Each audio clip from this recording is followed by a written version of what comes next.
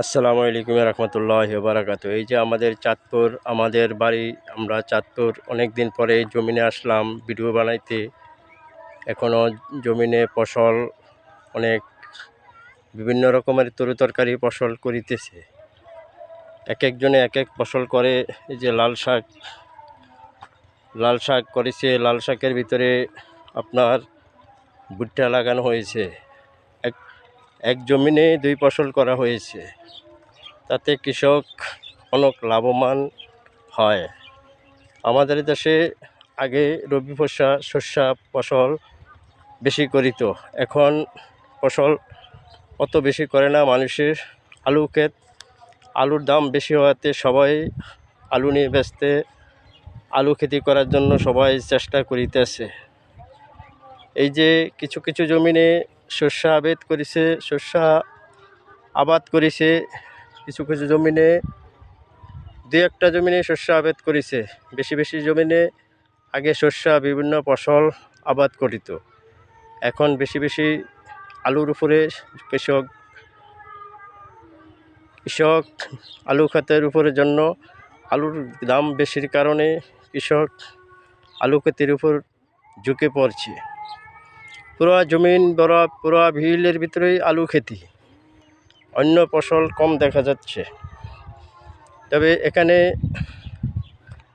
একটা শস্য ক্ষেতে আমি পেলাম বিলে আসিয়া, আর কোনো শস্য ক্ষেত আশেপাশে দেখতে আসি না।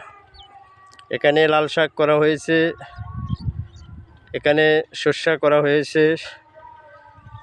এই যে শস্যার জমিন, শস্য ক্ষেত, এখানে শস্য করা হয়েছে। এখানে এই যেটা আলু করা হয়েছে এই জমিনে, এবার আলুর দাম অনেক বেশি হওয়াতে কৃষক আলু ক্ষেতের উপরে সবাই ঝুঁকছে। আলুর দাম অনেক বেশি, এই জন্য কৃষক আলু নিয়ে ব্যস্ত আছে। আমরা সকলেই কৃষিকর্ম এখানে বেশি করে। কৃষি জমিনে এখানে আলু বেশি করা হয়। চাঁদপুর অঞ্চলে আলুর জন্য বিখ্যাত, আলু বেশি করা হয়। এখানে এই দেখেন শস্য ক্ষেত, একটা শস্য ক্ষেতেই কাছে পাওয়া গেছে। সবই আলু চাষি করে, আলুর উপরেই গুরুত্ব বেশি দেয়।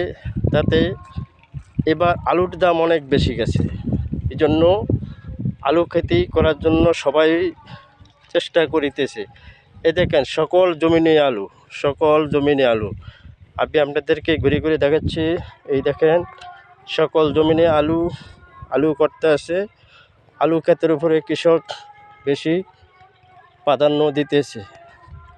কৃষকের আলুতে ব্যবসা বেশি, এই জন্য সকলেই আলু ক্ষেত নিয়ে আলু করার জন্যই সকলে উঠিয়া পড়িয়া লাগছে। পুরা জমিনই আলু ক্ষেত, পুরা বিলের ভিতরেই আলু ক্ষেত। আলু নিয়ে সবাই চাষ করে, আলুর দাম ভালো পাওয়া যাচ্ছে, কৃষক তাতে খুশি। আলু ক্ষেত করাতে কৃষক খুশি। সকলকে ধন্যবাদ। আসসালামু আলাইকুম রহমতুল্লাহি ওয়া বারাকাতুহু।